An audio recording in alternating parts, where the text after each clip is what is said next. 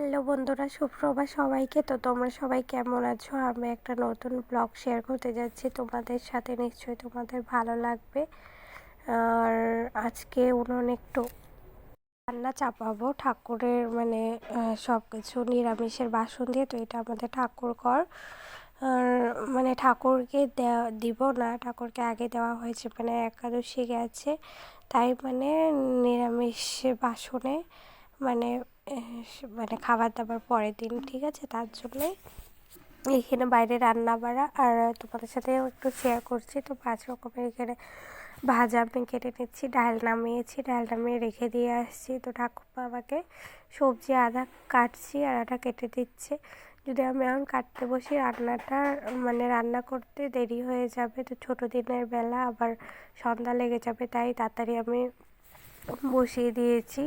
মানে রান্নাটা চাপিয়ে নিচ্ছি তাড়াতাড়ি, তাই কড়াইতে তেলটা গরম করে এখন ভাজাগুলো ভাজবো, কেননা 5 রকমের ভাজা, আর ভাজা ভাজতে অনেক টাইম লাগে।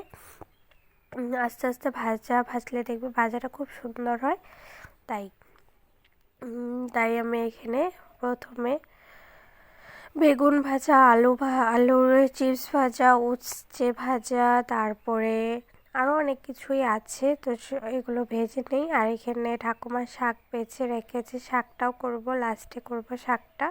তো তোমরা দেখতে থাকো ভিডিওটা, আর সাবস্ক্রাইব, লাইক, কমেন্ট, শেয়ার কিন্তু নিশ্চয়ই করো। আর ঠাকুমা এখানে সবজি কাটছে, একটু কাজের জন্য বাইরে গেছে আর কি, আবার এসে পড়বে। তো আমি এখানে রান্নাটা করতে থাকি, দেখি কত দূর হয়। আর মানে তোমাদের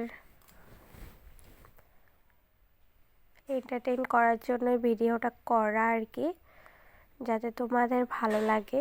তাই আমি মানে আমাদের উনুনে রান্না চলেই, উনুনে প্রায় সময় আমরা রান্না বাড়া করি, কিন্তু এটা নিরামিষ, উনুনও নিরামিষ আর আমাদের সব বাসন কোসনও নিরামিষ, তাই নিরামিষে রান্নাবাড়া। তো প্রায় আমার রান্নাবাড়া কমপ্লিট। এখানে হয়েছে যে তরকারি ফুলকপি আলু দিয়ে পনির দিয়ে, 5 রকমের ভাজা হয়েছে, তারপর ডাল হয়েছে লাউ দিয়ে, আর এখানে তোমার লাবড়া হয়েছে, একটা সবজি, সব কিছু দিয়ে সবজি হয়েছে। সবজি না হলে যেন ভাল লাগে না।